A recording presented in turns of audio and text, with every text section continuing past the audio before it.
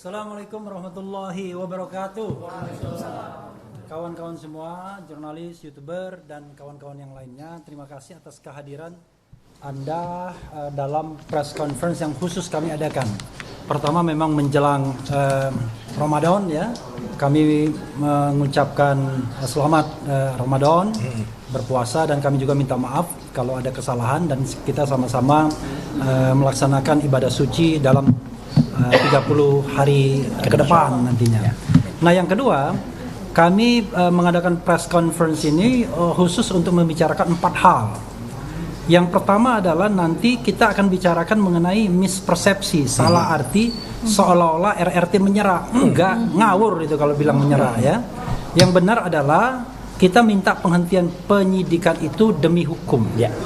Karena proses awalnya sudah melanggar undang-undang. Nanti kita akan bicarakan secara detail. Yang kedua, Dr. Tifa menemukan spesimen yang berbeda antara yang di press conference-kan Tipidum, Brigjen Johandani pada tanggal 22 Mei dengan apa yang diberikan ke Bonatua Silalahi salah satunya setelah dia memenangkan gugatan di Komisi Informasi Pusat. Itu 2 spesimen yang berbeda. Kalau yang berbeda, sementara yang mengumumkan adalah 2 institusi resmi, itu masalah. Nanti Pak Ugrom bisa menambahinya. Yang ketiga, Mas Roy seperti biasanya akan menunjukkan kaosnya. Mas Roy akan bicara mengenai spesimen yang lain, mengenai ijazah dan lain sebagainya. Dan skripsi. Jadi 3. Nah, yang keempat, kita mau spill rencana CLS, Citizen Lawsuit, yang diadakan, yang dilakukan oleh Purnawirawan TNI. Ada Maijen, ada Brigjen, ada Marsikal Pertama, ada Laksamana juga ya. Nanti disampaikan oleh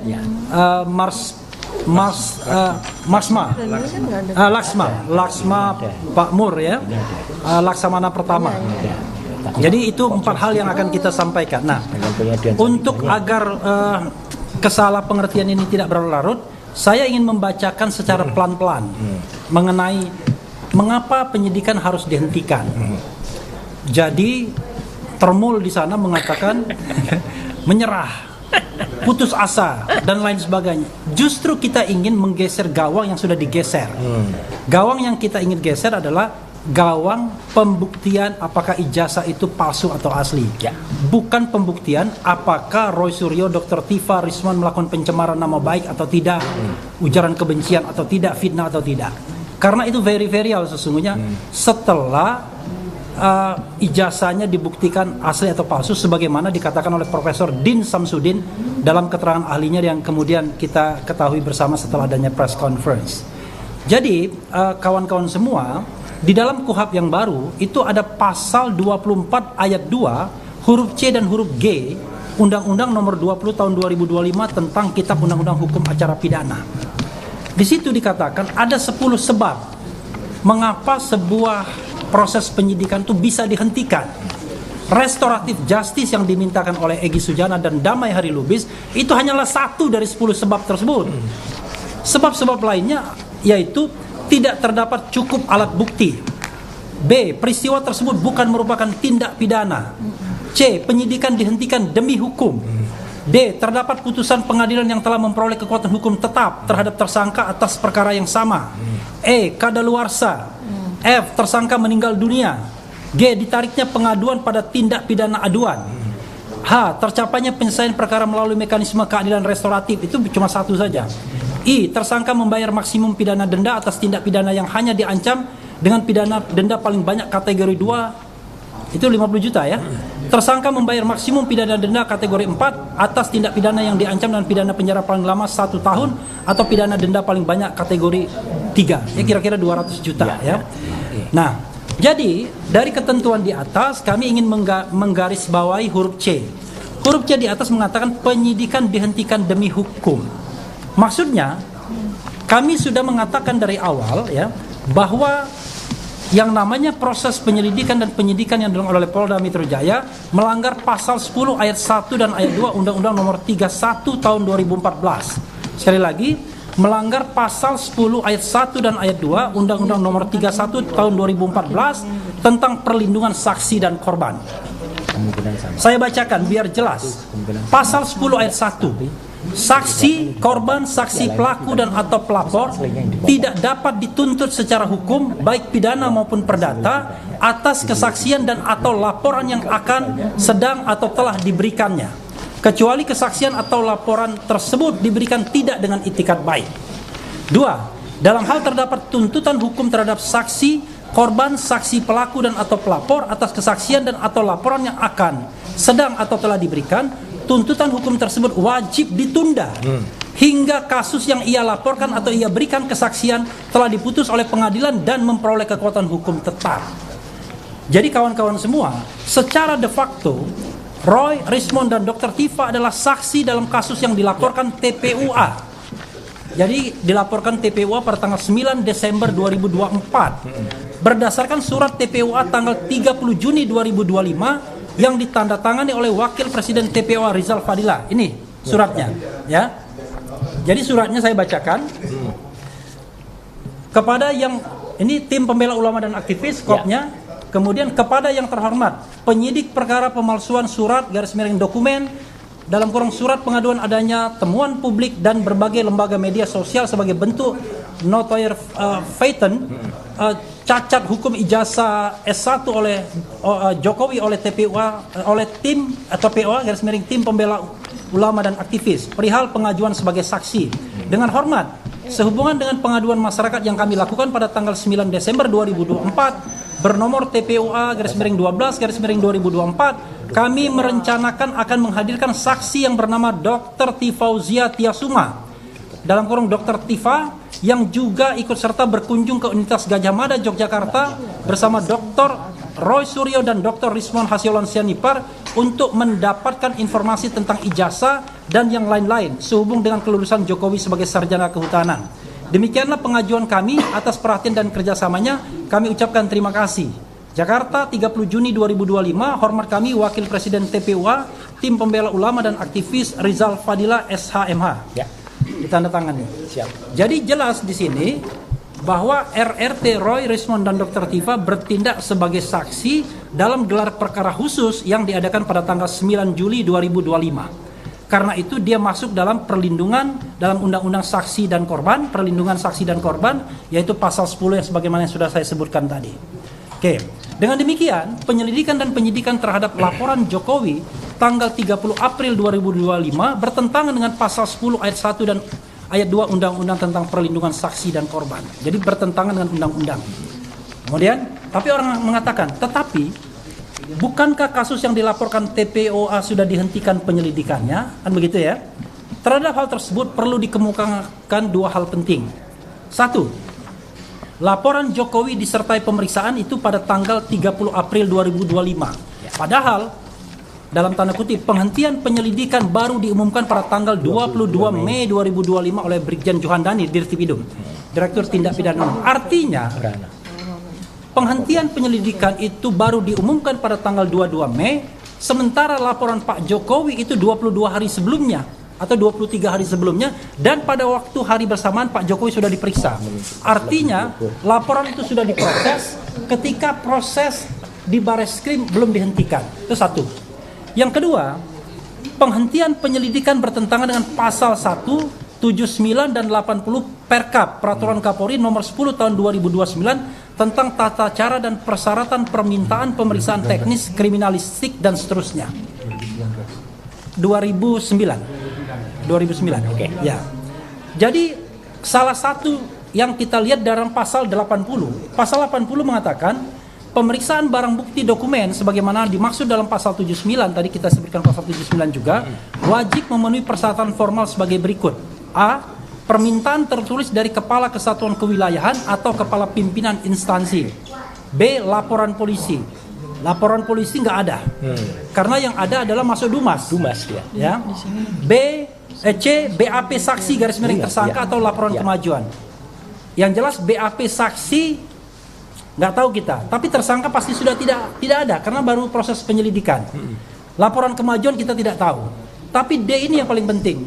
Berita acara pengambilan, penyitaan dan pembungkusan barang bukti nggak ada. Sama sekali nggak ada. Kemudian autentikasi dokumen pembanding nggak ada juga.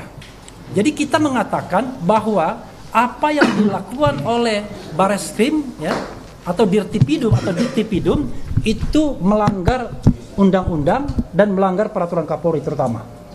Sehingga cacat hukum sesungguhnya proses penghentian penyelidikan tersebut. Oke. Dan kita perlu ketahui pasal 1 angka 16 Undang-Undang Nomor 8 tahun 1981 yang dijadikan dasar pada waktu itu sebelum ada KUHP yang baru, penyitaan adalah serangkaian tindakan penyidik untuk mengambil alih dan atau menyimpan di bawah penguasaannya benda bergerak atau tidak bergerak, berwujud atau tidak berwujud untuk kepentingan pembuktian dalam penyidikan, penuntutan dan peradilan. Jadi sekali lagi, kalau kita bicara berita acara penyitaan pasti tidak ada, karena penyitaan hanya dalam proses penyidikan, ya, penyidikan, penuntutan dan peradilan. Kemudian itu alasan pertama, alasan demi hukum. Kemudian ya, mengenai alasan kedua, ya, dapat dikemukakan fakta bahwa SP3ES dan DHL berdasarkan pasal 79 ayat 4 KUHP bahwa pencabutan laporan atau pengaduan hanya dapat dilakukan setelah pelaku memenuhi seluruh kesepakatan sebagaimana dimaksud pada ayat 2. Dengan diterbitkannya SP3 bagi Egy Sujana dan DHL, artinya laporan polisi LP sudah dicabut. Karena laporan polisi ES dan DHL sudah dicabut, maka otomatis LP itu gugur secara keseluruhan karena tersangka lain dalam nomor LP yang sama.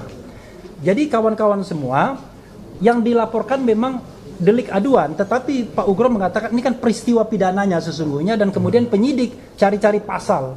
Tidak hanya pasal delik aduan yang disangkakan, tapi juga delik pidana umum. Tapi intinya adalah ketika semua itu dicabut dengan keluarnya SP3 Egy Sujana dan DHL, maka sesungguhnya artinya tercerabut semua terhadap 6 tersangka lainnya. Maka konsekuensinya proses penyelidikan dan penyidikan sudah tidak ada dasar hukumnya lagi karena sudah dicabut. Jadi itulah dua alasan mengapa kemudian kami meminta penghentian penyidikan.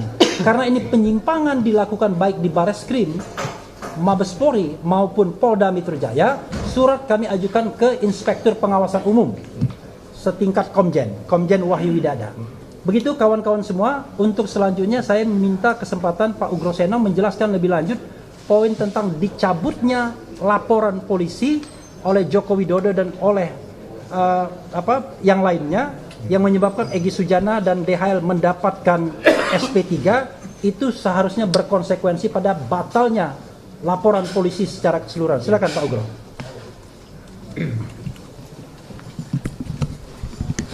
Baik, terima kasih. Jadi saya melanjutkan Mas Refli tadi. Jadi proses pelaporan pencemaran nama baik dan fitnah 310 dan 311, laporan polisi itu dari awal menurut saya sudah cacat hukum. Kenapa? Karena pasal yang dimasukkan itu selain tidak dalam KUHP pidana umum, juga ada pidana khusus, yaitu Undang-Undang ITE. Ya. Padahal dalam pasal 63 ayat 1 KUHP yang lama, ya, Undang-Undang KUHP yang lama, di situ dikatakan pasal-pasal itu kalau ada suatu perbuatan melanggar beberapa peraturan pidana, ya kan, itu yang digunakan peraturan pidana yang ancamannya terberat. Tapi dalam laporan polisi semuanya berkaitan dengan 310 dan 311, walaupun dikaitkan dengan Undang-Undang Pidana Khusus ITE tadi. Ya. Jadi ini pasal yang dicari-cari supaya bisa menjerat tersangka, bisa ditahan karena ancamannya lebih dari 5 tahun. Ya.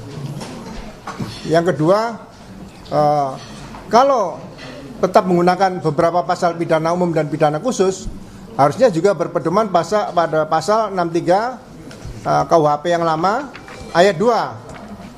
Yang diberlakukan harusnya pidana khusus, bukan semuanya dipakai. Ya. Nah, kemudian perbuatan pencemaran nama baik dan fitnah, karena sudah diarahkan ke RJ, RJ ini pasal 79 tadi ayat 5 dinyatakan harus mendapatkan penetapan pengadilan. Ya. Kalau mendapatkan penetapan pengadilan, 4 LP yang diajukan bersama-sama mulai dari 2831, kemudian 976, 978 dan satu lagi berapa saya lupa itu, ya 4 LP itu, berarti berkas perkara itu tidak akan bisa maju karena tidak akan diterima di pengadilan nanti, karena sudah dilakukan restoratif justice di situ, ya, sehingga akan sulit mau maju ke depan. Sehingga bagi saya peristiwa-peristiwa yang berkaitan dengan pasal 30, 13 yang dituduhkan kepada 8 terlapor tadi, ya, itu sudah harus selesai peristiwa tersebut. Perbuatan yang dituduhkan kepada 8 orang berarti sudah selesai, tidak akan dilanjutkan lagi, karena tidak akan mungkin bisa diproses ke kejaksaan ataupun ke pengadilan. Ya, saya tidak tahu sekarang apakah laporan polisi sudah masuk bagian dari sistem informasi penelusuran perkara SIPP. Kalau itu sudah masuk, otomatis pengadilan suatu saat akan menolak. Ya. Itu yang prinsip ingin saya sampaikan. Jadi kalau peristiwa pencemaran nama baik dan fitnah sudah berhenti, nah bukan berarti perkara yang berkaitan dengan pokok perkara awal, yaitu masalah dugaan ijazah palsu, itu berhenti. Itu tidak berkait, ya, tidak seperti kapal dengan jangkar, bukan. Ya. Nah, ini nanti akan maju berdasarkan putusan KIP yang dimenangkan oleh saudara Bonatua tadi. Dan ini akan masuk babak baru, ya, selain dari yang laporan TPO dulu di Barreskrim, juga akan dibuatkan laporan polisi baru oleh Pak Bonatua atau siapapun nanti yang melaporkan para komisioner KPU di Solo, di Jakarta dan di pusat. Ya. Jadi sekali lagi mohon dipisahkan antara peristiwa laporan polisi yang dilaporkan di Polda Metro, ya, dengan peristiwa penggunaan dugaan ijazah palsu tadi untuk menjadi calon wali kota waktu itu, kemudian calon gubernur dan calon presiden. Itu saja tambahan dari saya supaya ini memperjelas dan mempertegas bahwa tidak ada sebutan penyerahan diri, memaksa SP3 dan sebagainya. Karena SP3 yang dilakukan itu adalah perbuatan seluruhnya yang dilaporkan oleh Pak Jokowi dan kawan-kawan, ya, dalam bentuk 4 LP tadi, ya. Itu saja, terima kasih. Ya, jadi jelas tegas, ya, tidak ada kompromi, tidak ada niat RRT untuk meminta maaf, tidak ada niat RRT untuk restoratif justice. Yang ada adalah kami menuntut dihentikan penyidikan ini karena sudah bertentangan dengan hukum, demi hukum. Itu yang paling utama, demi hukum, karena ini sudah bertentangan dengan undang-undang, bertentangan dengan peraturan Kapolri, sehingga demi hukum harusnya penyidikan dihentikan. Ya, oke. Berikutnya Dr. Tifa akan menyampaikan hal yang ingin disampaikan. Ya. Silakan dokter. Ya. Ya. Mic bulu mana mic bulu? Enggak ada. Adanya Mike Tyson. Itu ikonnya. Ya, silakan dokter. Bismillahirrahmanirrahim. Assalamualaikum warahmatullahi wabarakatuh. Waalaikumsalam warahmatullahi wabarakatuh. Pada 2 hari menjelang Ramadan, insya Allah. Jadi saya Dr. Tifa bersama dengan sahabat saya, kakak saya, Mas Dr. Roy Suryo bersama dengan sahabat saya satu lagi, Bang Dr. Rismon Syanipar. Jadi kami akan menyampaikan beberapa detail terkait dengan ijazah, ya, Joko Widodo ini yang selama 3 tahun kami jadikan sebagai kajian penelitian kami, ya. Banyak detail-detail yang akan saya sampaikan, yang akan kami sampaikan, yang belum pernah kami sampaikan selama ini. Ya. Sengaja kami simpan sampai spesimen yang terakhir itu keluar. Tetapi mengingat bahwa 3 spesimen yang kami tunggu, yaitu spesimen dari KPU Surakarta 2005 dan 2010, serta spesimen dari KPU Jakarta tahun 2012 itu belum diterima oleh Ibu Dr. Leoni Lydia dan Bapak Dr. Bonatwa Silalahi masih dalam proses. Karena menunggu, maka sebaiknya kami akan sampaikan. Jadi mengapa kami sampaikan bahwa mulai sejak tahun 2022, tepatnya di tanggal 20 Oktober 2022, pertama kali keluar spesimen ijazah official secara resmi, ya, dikeluarkan oleh Dekan Fakultas Kehutanan UGM, Dr. Sigit Sunarta. Ya, inilah pertama kali secara official spesimen ijazah Joko Widodo ini keluar, ya, dalam bentuk fotokopi. Perhatikan baik-baik ya, format fotokopinya adalah A3. Besar. A3 itu format yang sama dengan Aslinya. ijazah asli yang dikeluarkan oleh Universitas Gadjah Mada untuk program sarjana, ya. Tetapi bukan berarti bahwa fotokopi ijazah ini adalah fotokopi yang berasal dari ijazah asli, bukan berarti begitu ya. Nah, kenapa? Karena pada detail-detail yang ada pada ijazah inilah yang saya secara independen, secara pribadi itu membuat saya menjadi tercengang waktu itu. Karena saya adalah peneliti perilaku, epidemiologi perilaku, neuroscience behavior, maka situasi di sini di mana waktu itu Kompas TV ya, ini Kompas ya, ini salah satu media yang hadir, Kompas TV yang memuat video live ya dengan wawancara terhadap Dekan Dr. Sigit Sunarta, itu saya memperhatikan perilakunya, perilaku dari dekan itu maupun perilaku dari para pejabat yang lain, dan bagaimana dia menyampaikan tentang ijazah tersebut. Ya, jadi sekali lagi ini saya pertegas kepada seluruh rakyat Indonesia bahwa kami bertiga itu bekerja sesuai domain kami masing-masing. Ya, yang kemudian hasil penelitian kami selama 3 tahun ini kami bukukan dalam buku Jokowi's White Paper. Ya, Mas Roy Suryo itu meneliti dalam domain beliau tentang telematika, keahlian telematika, kepakaran telematika. Rismond Sianipar itu dalam kepakaran digital forensik, dan saya dalam keahlian neuroscience behavior, perilaku ya. Ini supaya jelas betul ya bahwa kami semua itu tidak bekerja dalam operasi yang melintas keilmuan kami, walaupun memang kami ini multilinier ya, jadi panduannya. Nah, sekali lagi saya sampaikan bahwa ini adalah spesimen ijazah Joko Widodo ya, yang secara ofisial pertama kali dikeluarkan.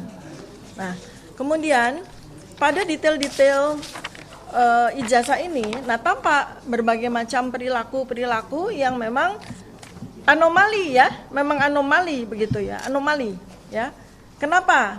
Karena ada beberapa kesempatan sejak Joko Widodo itu menyampaikan bahwa beliau adalah mengaku sebagai lulusan Fakultas Kehutanan UGM ya, di tahun 2017 pada reuni di UGM ya. Kemudian ada beberapa kali reuni-reuni berikutnya yang diadakan oleh yang bersangkutan. Seharusnya ya pada saat itu ada peluang atau kesempatan yang bersangkutan sendiri sebagai orang yang mengaku memiliki ijazah asli Jokowi, ijazah asli, mengeluarkan ijazah itu sendiri, ya. Tetapi justru yang mengeluarkan untuk yang pertama kali justru malah Dekan Kehutanan UGM, dan itu pun dalam bentuk fotokopi. Nah, detail dari fotokopi ini menarik ya, teman-teman, karena dalam fotokopi A3 itu, ya, ada lipatannya, ya, ada lipatannya. Ini kalau Anda dapat yang versi yang detail itu Anda akan lihat bahwa ada lipatannya, ya. Ini perhatikan baik-baik, ada lipatannya, ya. Kemudian ada satu detail yang sampai dengan hari ini masih kami simpan, ya. Ada sebuah artefak, ya, yang sampai dengan hari ini kami simpan dan kami buka sekarang.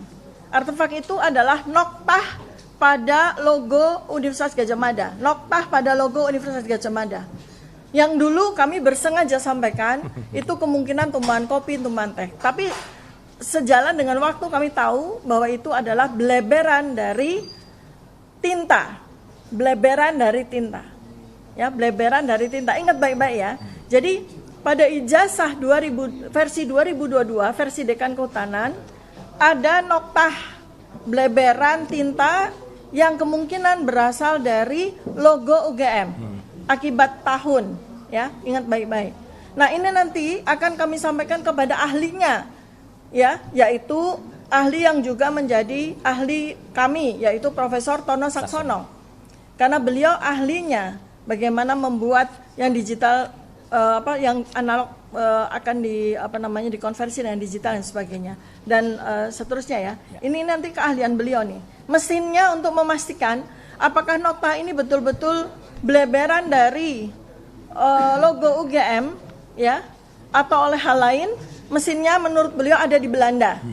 Ya, nanti tinggal tunggu waktu saja untuk memastikan apakah nokta ini sesuai dengan dugaan kami bahwa ini adalah bleberan dari tinta logo UGM. Mengapa kami sampaikan sebuah hipotesis bahwa nokta ini adalah bleberan dari tinta logo UGM? Karena kami mendapatkan di tahun 2025 kami mendapatkan spesimen, ya, ijazah asli dari lulusan kehutanan UGM tahun 1985.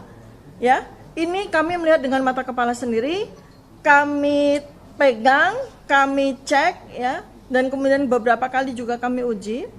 Tampak bahwa karena tahun 40 tahun, ya, maka logo UGM ini mengalami pemudaran, ya. Kemudian tintanya kemudian bleber. Nah, tinta yang bleber ini kemungkinan menghasilkan sebuah artefak yang berbeda-beda sesuai dengan bagaimana ijazah ini diperlakukan. Ya, ini adalah hal yang untuk pertama kalinya selama beberapa tahun ini kami sampaikan.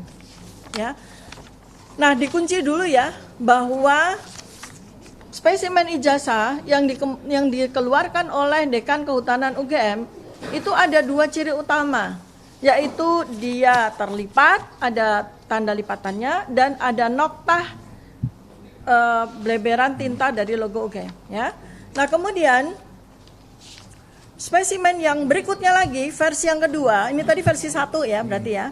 Versi yang kedua adalah tanggal 1 April 2025 yang dikeluarkan oleh kader PSI yang bernama Dian Sandi Utama.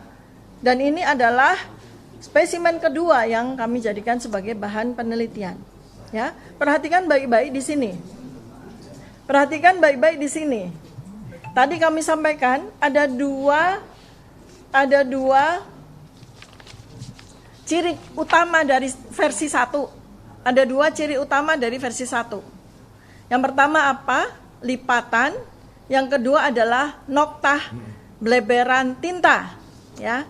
Nah, versi yang kedua keluar di tanggal 1 April 2025, tidak ada lipatan dan logo dalam keadaan bersih, tanpa ada bleberan tinta. Artinya, hipotesis kami mengatakan bahwa dua spesimen ini berasal dari dua spesimen yang berbeda. Ya, jadi ini versi 1, ini versi 2. Berikutnya lagi ciri dari spesimen ijazah yang dikeluarkan oleh Dian Sandi adalah bleberan tinta. Ini bleberan tinta ya. Jadi bukan gripis karena rayap, bukan. Ya, ini bleberan tinta. Ya, bukan gripis karena rayap, bleberan tinta. Artinya, menurut Mas Roy dan Bang Rismon, ini adalah hasil dari print out. Jadi printernya yang bleber tintanya, ya, bukan karena rayap, ya, oke. Dan yang jelas adalah bahwa ini tidak ada bleberan tinta karena usia.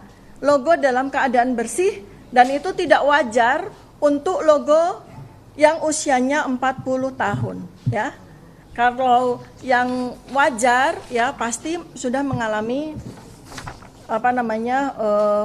pemudaran seperti ini, oke ya, oke. Jadi kita sudah mendapatkan versi 1 dan versi 2. Lalu kemudian muncul ya spesimen ijazah berikutnya pada saat presentasi Bareskrim oleh Dirtipidum waktu itu Pak Juhandani, ya. Ini di tanggal 22 Mei 2025. Ini adalah spesimen versi 3. Ya, spesimen versi 3. Ada dua ciri khas yang sama dengan versi 1. Ya. Pada yang dikeluarkan oleh Sigit Sunarta, yaitu ada lipatan dan ada bleberan tinta. Ya, dan ciri yang ada di versi Dian Sandi yaitu ada bleberan tinta di bawah, tidak ada. Ya, tidak ada. Nah, jadi ini adalah versi 3. Ya, ini adalah versi 3. Anehnya pada saat Pak Juhandani itu presentasi di layar, ya, ada 2 ijazah muncul. Ya, ada 2 ijazah muncul. Jadi pada saat itu kalau Anda membuka gini. Ya, begini ya. Layar besar semuanya. Layar besar. Ya, yang tampak adalah fotokopi ini, ya. Slide isinya fotokopi ijazah yang terpotong dan ada tinta bleber.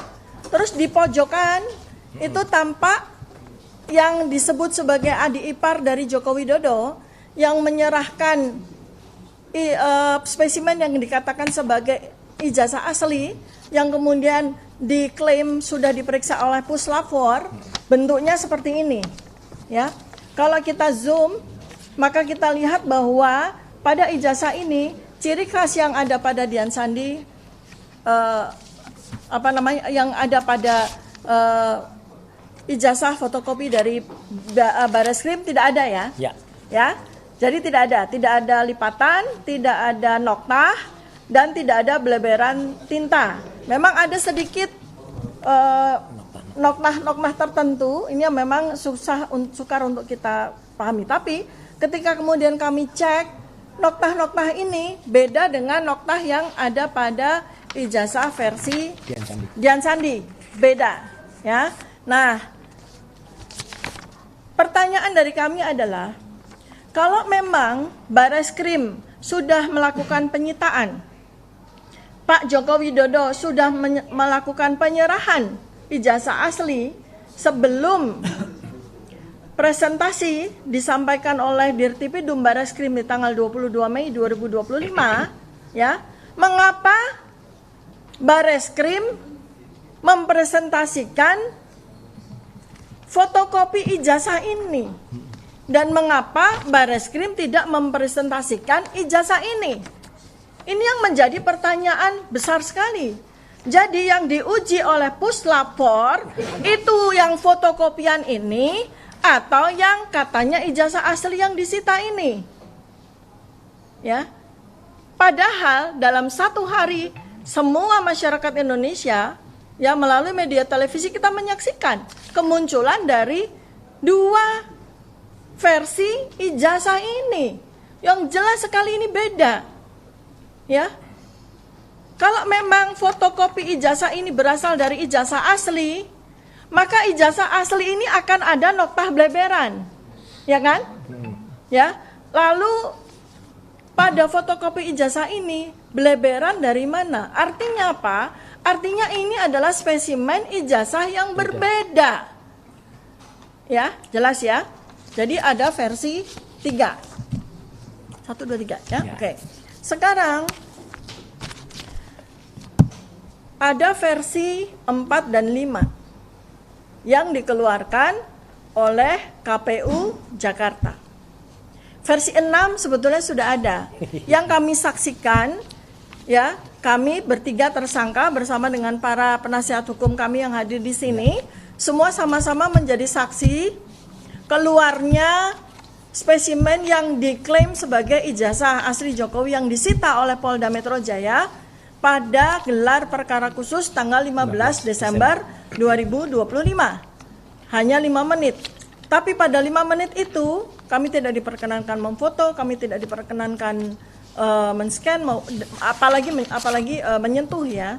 Maka tapi kami pastikan bahwa ijazah yang dikeluarkan oleh Polda Metro Jaya pada waktu tanggal 15 Desember 2025 itu bukan ijazah yang diperlihatkan oleh dekan, bukan ijazah yang ditunjukkan oleh Dian Sandi, bukan juga ijazah yang kelihatan sepintas yang dipegang oleh adik ipar Joko Widodo tanggal 22 Mei 2025, bukan juga ijazah yang dipresentasikan oleh Dirtipidum, bukan.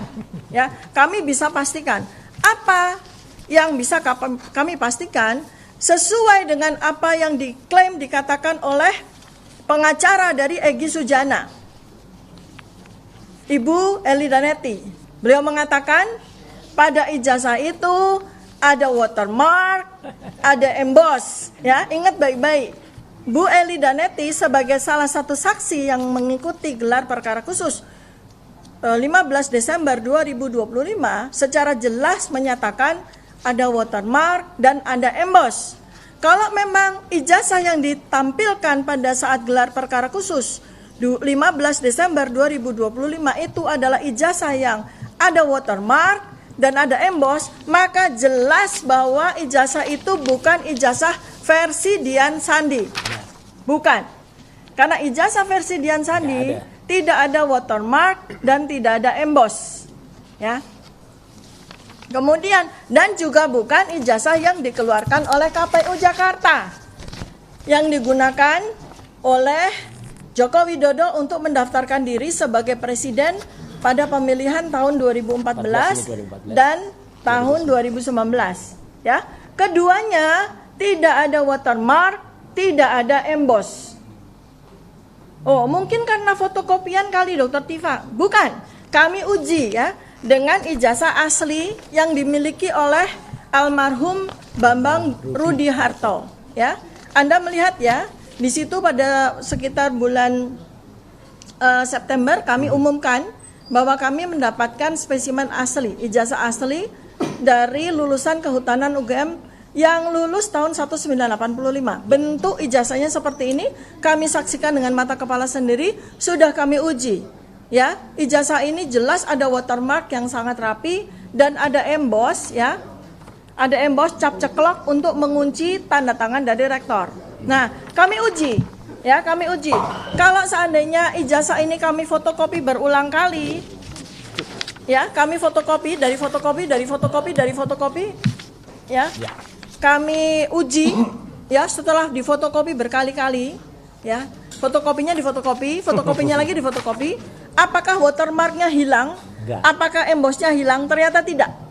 Ya, ini adalah hasil fotokopi yang kesekian kali dari fotokopi. Watermark tetap ada, embossnya tetap ada, ya. Jadi artinya bahwa ijazah, fotokopi ijazah yang dikeluarkan oleh KPU 2014 dan KPU 2019 tidak ada jejak watermark sedikit pun dan tidak ada jejak emboss sedikit pun, ya. Artinya kuat dugaan bahwa ijazah yang digunakan untuk kemudian difotokopi ini bukan ijazah asli. Ya, ijazah tanpa watermark dan ijazah tanpa emboss, keduanya. Ya, itu ciri yang harus. Jadi artinya dari sini sudah ada 6 versi. Kita tunggu versi yang ke-7 dan ke-8 dari KPU Surakarta dan dari KPU Jakarta. Nah, secara ilmu neuroscience di sini terlihat, ya, bahwa memang ada perilaku-perilaku yang saya nyatakan pada beberapa waktu yang lalu. Ini adalah perilaku yang disebut sebagai ilusi transparansi.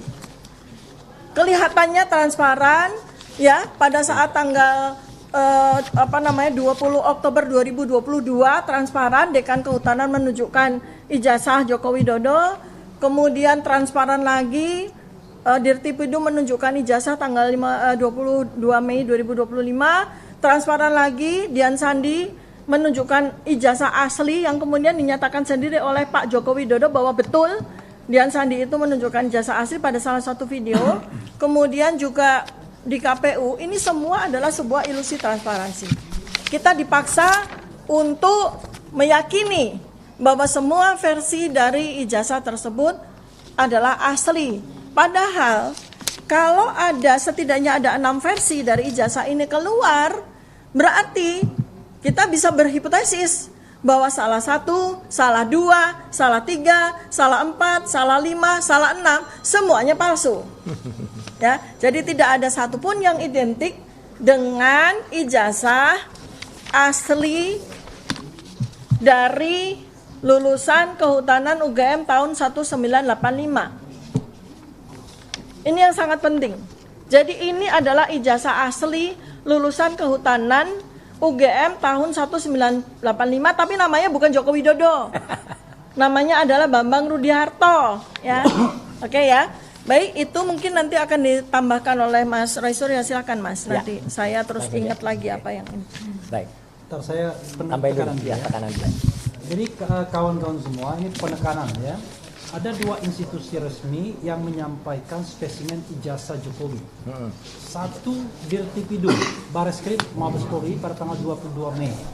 2, Komisi Pemilihan Umum karena putusan dari Komisi Informasi Pusat. 2 institusi tersebut ternyata ijazahnya berbeda. Ini soal yang serius, karena kalau ijazahnya itu memang asli, harusnya sama. Ya. Dan ini soal yang juga luar biasa seriusnya, karena kok bisa 2 institusi ini menyampaikan sebuah spesimen yang berbeda. Nah, ini soal serius. Kalau penyidik Bareskrim atau penyidik Polda Metro Jaya mau serius, inilah saatnya kita menggeser kembali permainan, bukan pada pencemaran nama baik, bukan pada penghinaan, bukan pada fitnah, bukan pada ujaran kebencian, tetapi pada inti pokoknya, yaitu apakah ijazah Jokowi yang digunakan untuk wali kota, gubernur, dan presiden 2014-2019 itu asli atau palsu. Kami meyakini 99,9% palsu. Ya. Itu tambahannya. Silakan. Baik. Baik. Bismillahirrahmanirrahim. Assalamualaikum warahmatullahi wabarakatuh. Baik rekan-rekan semuanya, saya nambahkan saja, mungkin nggak terlalu panjang karena tadi sudah sangat detail yang disampaikan oleh Dr. Tifa. Tapi saya ingin sampaikan penegasan juga. Jadi kalau saja apa yang dikatakan Pak Komjen Pol Purnawiran Pak Ugroseno tadi memang benar, ya gitu, artinya dijalankan dengan benar, maka SP3 yang namanya surat perintah penghentian penyidikan, yaitu diambil suratnya, ya selesai. Jadi tuyulnya ada 8, ya, ini tuyulnya cuma 2. Jadi karena tuyulnya cuma 2, maka ini aneh, ya gitu. Maka ini sekali lagi dulu ada kiasan yang sampai oleh sahabat kita dari Bon Jovi, Pak Lukas Luarso, 2 tuyul menuhi jin ifrit. Ya. Saya nggak tahu yang disebut 2 tuyul itu siapa, jin ifritnya siapa, ya. Tanya ke pembuat kartun ini, ya. Nah, ini inti yang ingin kami sampaikan. Jadi yang disampaikan tadi adalah apa? Kami sebenarnya sudah mencurigai sejak lama. Makanya kami tuliskan dalam bentuk tulisan ilmiah yang akhirnya sudah diuji oleh beberapa doktor dan juga profesor. Ada Dr. Ridho Ahmadi, ada Profesor Tono Saksono, ada Profesor Din Samsudin, ada juga Profesor Zainal Mutakin, ada juga misalnya Prof. Henry Subiakto dalam buku Jokowi's White Paper. Artinya apa? Ada memang beberapa spesimen ijazah yang berbeda-beda. Saya nanti akan tambahkan bukan hanya soal ijazah. Dan ini yang mungkin akan saya tampilkan karena itu yang kami lihat sebagai primary evidence atau bukti primer yang kami pegang sendiri, kami sentuh sendiri, dan bahkan kami terima langsung dari pejabat yang berwenang. Maka saya ingin ulangi sedikit, mereview sedikit. Ini yang disebut tadi penampakan ijazah Jokowi, ya, tanggal 24 Oktober 2022. Websitenya masih ada sampai dengan sekarang, ya, saya nggak perlu bacakan di situ, ya, itu ada. Jadi ini memang resmi. Artinya apa? Artinya tidak terkena pasal 32 dan 35. Karena yang menampilkan adalah Dekan Fakultas Kehutanan, Dr. Sigit Sunarta. Dan itu ditampilkan waktu itu. Itu kenapa kami belum bergerak melakukan penelitian, ya. Karena apa? Ini masih berupa fotokopi hitam putih. Jadi ini yang saya tambahkan dari Dr. Tifa. Karena hitam putih, kami belum bisa memeriksa yang namanya tekstur, kami belum bisa memeriksa bedaan warna. Kami, ya, tapi secara perilaku, Dr. Tifa sudah mengamati bagaimana perilakunya Dr. Sigit Sunarta, perilaku orang-orang yang ada di belakang ini, itu udah kelihatan mereka. Dan waktu itu pun sebenarnya kelihatan bagaimana gaya dia menunjukkan. Sempat dia juga menunjukkan dalam video itu adalah ijazah yang disebut-sebut miliknya almarhum Hari Mulyono waktu itu. Jadi waktu itu kenapa Dr. Tifa sudah melihat perilakunya. Dan baru kami meneliti itu ketika seseorang kader PSI. Nah, ini saya tampilkan utuhnya. Kalau tadi Dr. Tifa menampilkan potongannya, saya tampilkan utuhnya. Tanggal 1 April 2025 dia tulis buat yang ributin fotokopi ijazah Pak Jokowi yang saya ulas upload pada UTAS. Jadi ini peristiwanya mirip-mirip tahun ini, mirip-mirip sekarang ini, mendekati bulan suci Ramadan. Karena dia tulis kan, biar kalian tenang, lebarannya ya. Ini saya upload yang asli. Dia tulis yang asli ini. Tapi di sini jelas betul karena ini dari foto. Persis tadi apa yang disampaikan oleh Dr. Tifa saya kuatkan lagi. Dan itu juga statementnya Dr. Ismon. Karena ini pakai kamera dipotret, harusnya yang namanya emboss, yang namanya watermark nampak. Kalau memang di situ lebaran tinta juga nampak. Tapi ini tidak tampak sama sekali. Kenapa tidak tampak? Saya juga sudah uji dengan menggunakan proses yang namanya ELA, Error Level Analysis. Kemudian dengan proses namanya Luminance and Gradients. Ini Luminance and Gradients. Luminance and Gradient itu tampak reliefnya. Tidak ada yang namanya watermark, tidak ada yang namanya emboss. Ya, bahkan salah seorang kader, bukan kader ya, pendukung berat dari Jokowi, dari Joman, Andi Aswan namanya, berani menampilkan dan maaf saya ulangi dengan garis tegas, berani berbohong di depan publik, di depan salah satu TV, ada mikrofonnya di sini. Ya, Ainus. Pada tanggal nggak boleh sebut Ainus ya, nggak boleh. Ya. Ada saksinya, Dr. Refli Harun juga ada. Pada tanggal 18 Oktober, saya sendiri pada tanggal 19 November, saya 25 November. Itu adalah sama dengan Dian Sandi tadi. Tapi dia bilang itu scan asli. Scan asli. Dia bohong. Kalau scan asli, harusnya pada histogramnya juga berbeda. Ini histogramnya sama dengan yang punyanya Dian Sandi. Ini sangat ilmiah ya. Dan ijazahnya sudah disita pada tanggal 23 Juli. Jadi karena dia tampilkan ini pada tanggal 25 November, dia dapat ijazahnya dari mana? Itu kan kebohongan-kebohongan yang luar biasa. Nah, kalau dia lihat, inilah yang ditampilkan oleh saudara Andi Aswan. Ya. Kenapa ini saya katakan palsu? 99,9% palsu. Ini ijazah ini tadinya miring, ijazahnya Dian Sandi ini. Maaf dok. Sama dengan ini. Hanya saja kemudian ditarik-tarik sama dia. Kanan kirinya ditarik sehingga apa? Logonya jadi meletot. Ini meletot namanya logonya ya. Pating peletot. Jadi ini kami selaku alumnus UGM marah betul. Ada orang namanya Andi Aswan, bukan lulusan UGM, merusak logo yang sudah dibuat oleh RJ Katamsi. Logo UGM itu dibuat oleh Pak RJ Katamsi, seorang seniman dari ASRI, Akademi Seni Rupa Indonesia atau Institut Seni Indonesia sekarang. Kemudian disempurnakan oleh Prof. Muhammad Adnan pada tahun 93. Sekarang jadi bulat logonya. Dulunya seperti ini. Dan ini menjadi rusak, meletot ini. Teman-teman bisa lihat logo yang asli. Seperti ini. Dan ini untuk pertama kalinya saya tampilkan juga yang asli. Karena tadi Dr. Tifa menampilkan ini, saya tampilkan lebih sempurnanya. Ini nampak tidak di pixel. Siapa nama orangnya, fotonya kayak apa, ini pertama kalinya saya tampilkan. Ya. Jadi artinya apa? Artinya orangnya jelas. Almarhum Bambang Rudiharto. Ini atas kebaikan kita ahli warisnya Pak Rujito. Jadi kita sekaligus berdoa semoga Pak almarhum Bambang Rudiharto tenang di sisinya dan beliau sangat membantu kita. Yang ingin saya sampaikan Pak teman-teman, perhatikan watermarknya, jelas banget ini watermarknya. Perhatikan embossnya, jelas banget nih embossnya. Apapun kalau itu asli, ya memang asli, nggak akan bisa dipalsukan. Kalau memang palsu, ya memang palsu. Dan ini adalah yang sudah ditampilkan juga pada sidang Citizen Lawsuit di Solo ya beberapa waktu yang lalu oleh yang bersangkutan sendiri, oleh Pak Rujito selaku adik dari almarhum Bambang Rudiharto. Tapi ini pun besok tanggal 18, 2 hari lagi akan saya tampilkan kembali di Solo dengan analisisnya.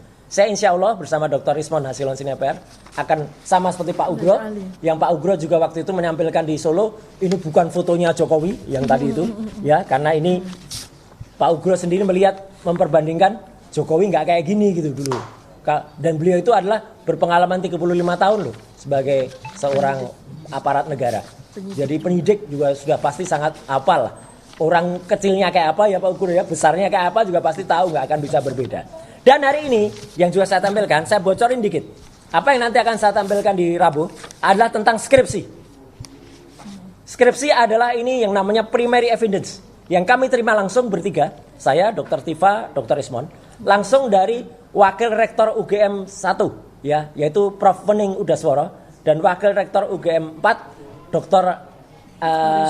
Ari Sujito. Ya, kami terima langsung bentuk skripsinya. Dan kemudian kami uji halaman-halamannya. Dan ini jelasnya. Nah, ini untuk pertama kalinya juga saya tunjukkan. Kayak gini nih skripsinya. Ya, artinya apa? Ini dalam ukuran asli skripsinya. Saya foto dengan kamera profesional. Hasilnya bukan berupa JPEG. Kalau teman-teman yang tahu teknik pasti tahu. Ini bukan Joint Picture Expert Group, tapi ini RAW. RAW ada raw material yang sangat tajam, sangat dalam. Itu gunanya untuk proses identifikasi. Apa bedanya RAW dan JPEG? Kalau JPEG itu sudah terkompresi. Kalau RAW masih aslinya, sehingga dia akan nampakkan warna aslinya. Kalau teman-teman motret pakai handphone, itu akan lebih bagus dari aslinya. Kalau dipotret dengan RAW, hasilnya kayak gini.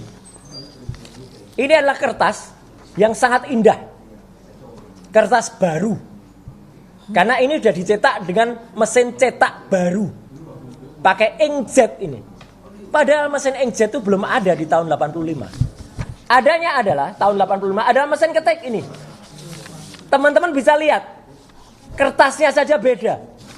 Kertas sebelah kanan sudah kusem atau belawus dalam bahasa daerah.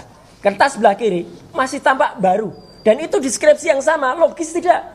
Dalam satu skripsi ada kertas yang berbeda. Kertasnya saja beda. Dan paling beda lagi adalah ketiknya. Di sebelah kanan ini mesin ketik. Ini adalah skripsi asli milik someone yang kita tidak tahu milik siapa. Sebelah kiri dituliskan Joko Widodo 1681 KT. Dan ini di print. Ini ketikan. Dan yang lebih lucu lagi, ini Sri Mulat saja kalah lucu, ya.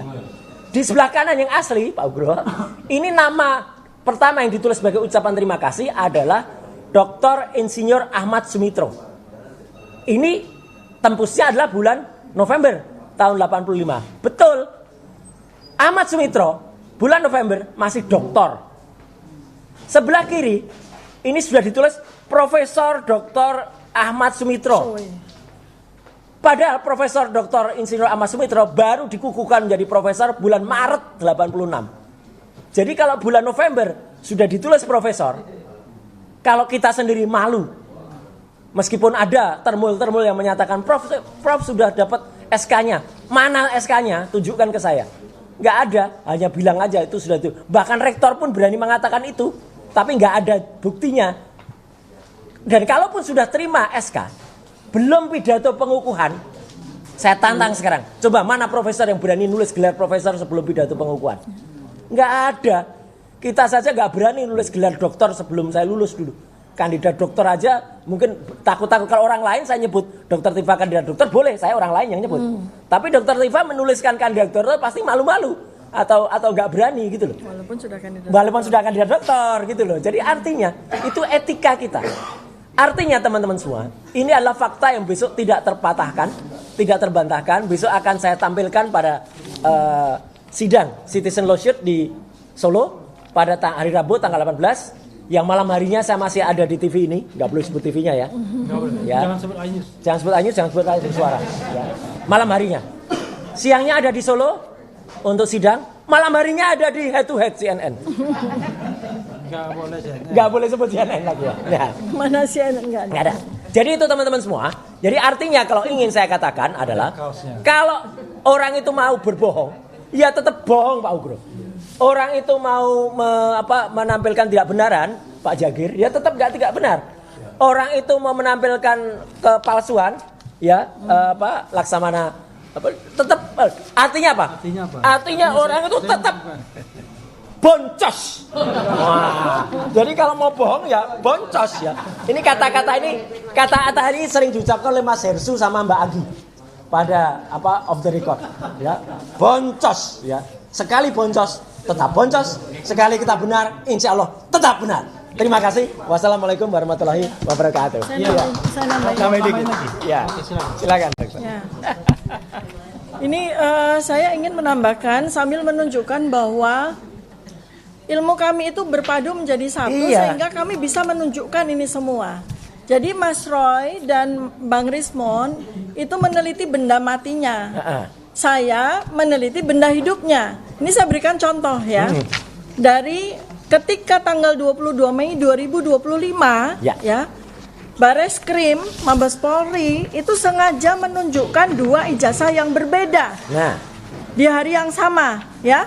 Satu adalah spesimen ijazah yang ditampilkan pada slide, dan satu lagi adalah yang disebut sebagai ijazah asli yang diserahkan oleh adik ipar Joko Widodo. Ya.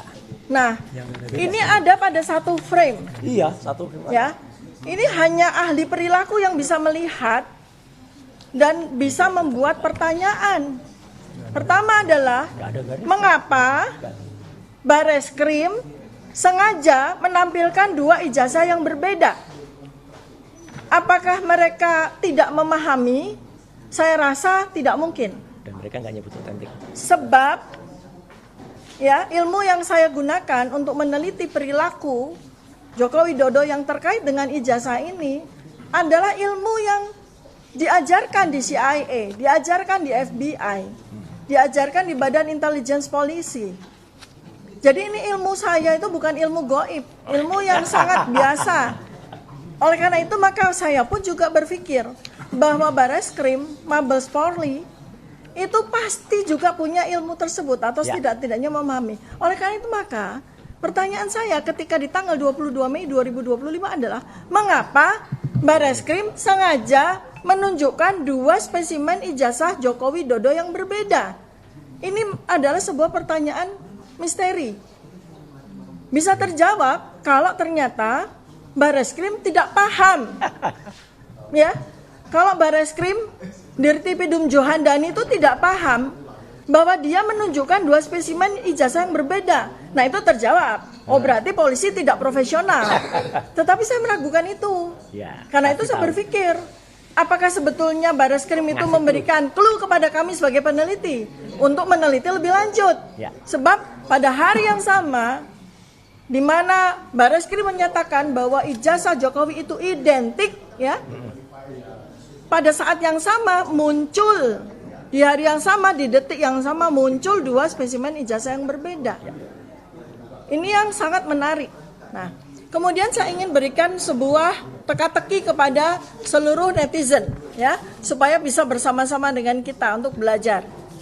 Ya, pertama adalah pada saat kemunculan spesimen pertama kali di tanggal 20 Oktober 2022, 24 Oktober 2022, jejak digitalnya masih ada. Dekan Kehutanan UGM, Dr. Sigit Sunarta, itu menunjukkan fotokopi ijazah Joko Widodo. Yang dia sebut sebagai fotokopi ijazah Joko Widodo. Ya. Ya, fotokopi ijazah Joko Widodo. Ya. Tetapi dia tidak detail, dia tidak lihat detailnya. Ini adalah fotokopi bukan dari ijazah asli. Sebab kalau ijazah asli, ya, tidak mungkin disimpan dalam keadaan terlipat. Ya kan? Nggak mungkin ada satu orang pun di muka bumi ini yang menyimpan ijazahnya itu dalam keadaan terlipat. Sehingga ketika ditampilkan oleh Dekan Kehutanan UGM itu, dia mendapatkan fotokopi ijazah yang terlipat. Itu sungguh tidak masuk akal. Nah, makanya nih, memang perlunya ahli perilaku itu diperbantukan di kepolisian ya Pak Jenderal Grosena ya. Untuk hal-hal seperti ini tuh kita bisa melihat. Sehingga seharusnya di tanggal 22 Mei 2025 yang muncul adalah pernyataan bahwa kami akan mengundang Dr. Roy Suryo, Dr. Rismon Syanipan, dan Dr. Tifa untuk membantu kami memecahkan misteri ijazah Joko Widodo. Harusnya kepolisian, Bareskrim, Mabes harusnya mengatakan seperti itu. Bukan kemudian malah di tanggal malah mentersangkakan kami dan mengikuti, mengekor begitu saja apa yang dimaui oleh Joko Widodo. Ya, silakan. Iya, ini menarik ya. Tadi saya mau kasih kesempatan pada Pak Muryono Alain. Spill gugatan yang mau dilakukan oleh Purnawirawan TNI. Ya. Tetapi di samping saya masih ada Pak Groseno yang harus mempertanggungjawabkan perilaku adik-adiknya. Karena bagi kami ini agak aneh. Barang semudah itu dalam proses penyelidikan dan mungkin naik ke penyidikan di Bareskrim Mabes Polri mengenai dugaan penggunaan ijazah palsu atau dokumen palsu, kok tiba-tiba dikatakan tidak cukup bukti dan tiba-tiba disimpulkan bahwa ijazah itu palsu, padahal rasanya dari presentasi Dr. Tifa dan Mas Roy mudah sekali kan untuk mengetahui bahwa muncul spesimen yang berbeda. Nah, saya minta pertanggungjawaban Pak Groseno. Kalau enggak ya kita tuntut. Silakan. Ya, terima kasih. Jadi pernah saya katakan bahwa dalam suatu laporan dari masyarakat yang berkaitan dengan dugaan perbuatan pidana, itu di pasal 1 hukum acara pidana memang tertulis laporan dan pengaduan. Nah, laporan itu biasanya berkaitan dengan delik umum, tapi kalau pengaduan berarti delik aduan di situ. Jadi bukan Dumas, ya kan? Setelah ada Dumas pengaduan masyarakat, sebetulnya ini juga lahir untuk masyarakat yang ingin melaporkan tentang perilaku menyimpang dari anggota kepolisian. Ya kan? Itu biasanya dilaporkan ke Propam atau ke Irwasum. Itu Dumas namanya. Nah, Dumas atau pengaduan masyarakat ini mulai masuk ke reserse, yaitu setelah ada Perkap nomor 6 tahun 2019 tentang penyidikan tidak pidana. Nah, saya mengkritisi waktu itu penyidikan tidak pidana sudah diatur di hukum acara pidana, mengapa ada peraturan Kapolri yang menyebutkan tentang penyidikan tidak pidana? Seharusnya peraturan Kapolri itu mengacu kepada peraturan Kapolri tentang penangkapan, penahanan, kemudian pemanggilan saksi dan sebagainya seperti itu. Ya, nah, karena ini digunakan Dumas, sehingga laporan TPWA tadi di Bareskrim tidak diterima langsung menjadi laporan polisi, tapi menjadi pengaduan masyarakat. Nah, ini yang harus diperbaiki untuk Polri ke depan nanti. Setiap masyarakat yang melaporkan berkaitan dengan dugaan tidak pidana, ini harus dibuatkan laporan polisi. Kalau setelah ada laporan polisi, harus ditindaklanjuti dengan surat perintah dimulai penyidikan. Nah, surat perintah dimulai penyidikan itu nanti bisa ditindaklanjuti lagi dengan surat panggilan, bukan undangan klarifikasi, bukan. Ya. Kemudian ada surat penyitaan, surat perintah penyitaan, surat perintah penggeledahan dan sebagainya. Administrasi penyidikan itu harus jelas. Ya. Kemudian kalau ada pemeriksaan laboratorium forensik, seperti tadi katakan ada peraturan Kapolri-nya, yaitu harus lengkap dokumennya. Ya. Baru dimintakan pemeriksaan laboratorium forensik, minta ahli untuk memeriksa seperti itu. Sehingga ya mudah-mudahan ke depan nanti Komisi Percepatan Reformasi bisa melihat hal ini, sehingga pelayanan-pelayanan kepada publik yang berkaitan dengan dugaan tidak pidana tidak lagi terjadi hal-hal seperti kemarin berkaitan dengan dugaan ijazah palsu tersebut. Ya. Termasuk pemahaman pasal-pasal yang ada dalam buku ke-1 KUHP itu juga harus didalami, ya. Sehingga masyarakat kalau bertanya apapun tentang masalah dugaan tidak pidana, bagaimana penyelesaiannya, bagaimana prosesnya, itu bisa dijawab sesuai dengan undang-undang baik tentang KUHP maupun hukum acara pidana seperti itu. Ya, mudah-mudahan ini ada perubahan ke depan bagi Polri yang sama-sama kita cintai ini. Terima kasih. Iya, ini the last but not least, ini ada sejumlah purnawirawan TNI, mulai dari Majen, Brigjen, Laksamana, kemudian Marskal, itu berencana mengajukan gugatan terhadap Bapak di sini aja. Jadi bersiap-siaplah bahwa masyarakat tidak tinggal diam, menyaksikan penyidik dalam tanda kutip dengan semena-mena mengenakan pasal-pasal yang tidak masuk akal, pasal yang menyebabkan ancamannya 12 tahun penjara. Padahal kita tahu terlalu banyak bukti untuk mengatakan ijazah Jokowi itu palsu. Dan mereka yang sudah melakukan penelitian ini pernah dipanggil sebagai ahli untuk dimintai keterangannya di kepolisian kalau memang dibutuhkan dalam pencarian alat bukti atau barang bukti. Jadi ini ada Pak Laksamana pertama Muryono Aladin. Silakan Pak Mur. Ya, silakan Pak. Ya. Baik, terima kasih. Assalamualaikum warahmatullahi wabarakatuh. Teman-teman rekan media yang kami hormati, saya datang kemari itu sebenarnya mau nuntut menuntut Bung Refli sama RRT. Kenapa? Beberapa waktu yang lalu kami dengar Bung Refli katanya masuk angin dan RRT menyerah. Makanya saya datang. Kami sendiri dari FPP TNI, dari Forum Purnawirawan Prajurit TNI tidak percaya. Karena kami sangat yakin integritas dari Bung Refli dan integritas apalagi dari RRT ini yang luar biasa sebagai pejuang kebenaran. Bapak-bapak sekalian, Bapak Ibu sekalian, kita tahu persis bahwa sebenarnya rakyat kita dibikin bodoh semua oleh namanya mantan Presiden ke-7 Joko Widodo. Bayangkan, baris krim aja yang kita tahu, masalah apapun, kejadian apapun bisa segera diungkap hanya dalam beberapa waktu yang singkat. Ini masalah ijazah, namanya ijazah Jokowi, sampai dengan 6 versi ya. 8 versi, Mbak. 8 versi ya. Dr. Tifa tadi sudah disampaikan Dr. Tifa. Ini kita jadi bertanya-tanya. Pertama, kita yakini bahwa ijazah Jokowi itu adalah ijazah palsu.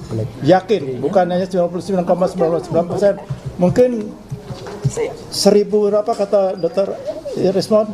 11.000 triliun. 11.000 triliun. Yakin. Dan kita percaya kepada para 3 orang peneliti kita, pejuang kebenaran itu, yang telah meneliti sekian tahun dan meyakini bahwa ijazah Jokowi palsu. Kenapa sih tidak langsung aja tunjukkan memang ijazah palsu? Mungkin ada cara lain kita memberi maaf atau apa gitu. Tapi tidak bikin seluruh rakyat Indonesia jadi ikut bodoh, ikut bego semua, jadi ikut gila semua. Terus terang, ini nggak masuk akal. Ijazah kok sampai 8 versi masih belum bisa menentukan apakah ijazah itu palsu atau ijazah asli. Ini sudah menunjukkan Bapak Ibu sekalian bahwa kedaulatan hukum kita sudah dirampas ya oleh penguasa, terutama pada era Presiden ke-7 Joko Widodo. Dirampas atas kendali siapa? Oligarki. Di belakang ini pasti ada oligarki. Ya, oleh karena itulah beberapa waktu lalu tanggal 10 Februari 2026 kami semua telah mendeklarasikan suatu agenda pergerakan perjuangan rakyat, yaitu gerakan merebut kembali kedaulatan rakyat. Ini salah satunya nih kedaulatan hukum. Kelihatan sekali kedaulatan hukum kita sudah dirampas. Kita semua kasihan 3 orang nih yang betul-betul sebagai pahlawan kita, pahlawan kebenaran malah ditersangkakan. Betul-betul kasat mata, ini adalah tindak kriminalisasi kepada warga negara. Oleh karena itulah kami pada kesempatan ini juga meyakini bahwa tidak mungkin Bung Refli masuk angin dan tidak mungkin juga RRT menyerah. Kami dari FPP TNI mendukung terus sampai dengan kita yakin betul dan kita buktikan. Kita yakin kalau itu palsu, tapi kita buktikan kepada masyarakat dan kepada para termul bahwa ijazah Jokowi adalah ijazah palsu. Oleh karena itulah kami dari FPP TNI mengajukan gugatan warga negara atau namanya citizen lawsuit ya, yang kami sampaikan beberapa waktu yang lalu, dan ini sudah ditandatangani oleh sekian jenderal ya, artinya jenderal itu ada jenderal, ada yang Marsikal, ada Laksamana, 17 anggota dari FPP TNI menandatangani. Ini itu apa artinya? Kami mendukung dari gerakan dari RT yang di bawah kendali dari Bung Refli. Kami mendukung penuh supaya betul-betul kita bisa menguak, ya, bisa meyakinkan kepada Barreskrim, meyakinkan kepada Jokowi bahwa percuma kalau kalian bohong, percuma kalau kalian itu tipu-tipu kita, karena kita lebih pintar. Ya. Amin. Karena semuanya adalah peneliti dan semuanya lulusan UGM. Saya juga UGM, Pak. Iya. Saya juga UGM. Jadi malu besar, ya. Kami malu, benar-benar malu karena perbuatan dari rektor UGM sedemikian rupa ikut mendukung. Jadi memang Jokowi ini membuat semuanya jadi pembohong. Jadi ingatlah, kebenaran itu tidak pernah bisa kalah tapi tidak bisa salah. Ya. Ya, jadi kebenaran itu bisa kalah tapi tidak pernah salah. Kali ini kebenaran benar. Ya, jadi ini kita yakini bahwa kita adalah di jalan yang benar dan kita bisa mengungkapkan segala satunya ini adalah dengan mempersembahkan kebenaran abadi, kebenaran yang sungguh-sungguh kepada seluruh masyarakat Indonesia. Demikian Bu Refli, terima kasih. Assalamualaikum warahmatullahi wabarakatuh. Terima kasih Pak Mur, kawan-kawan semua. Saya tidak sopan karena tidak memperkenalkan Bala RRT. Jadi, ini ada Mary ini pendukung garis keras perjuangan mengungkapkan kebenaran oleh RRT.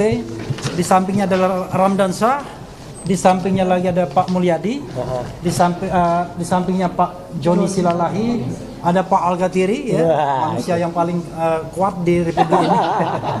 Ada Pak Jagir, ya kita bilangnya Bang Jagir, Jahmada Girsang namanya.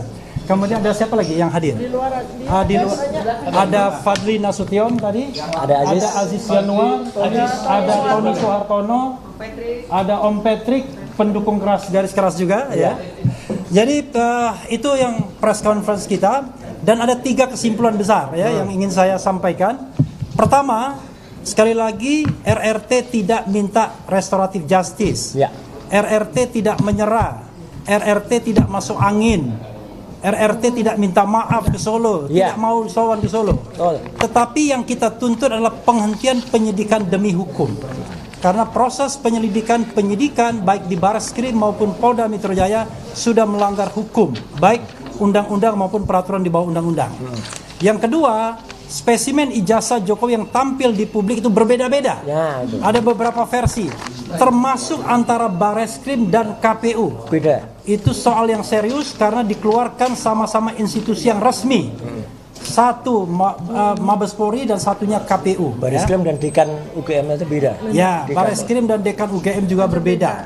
Yang ketiga, kita mau menggeser permainan ini pada kasus semula. Iya. Yaitu pembuktian ijazah, apakah ijazah Jokowi itu asli atau palsu.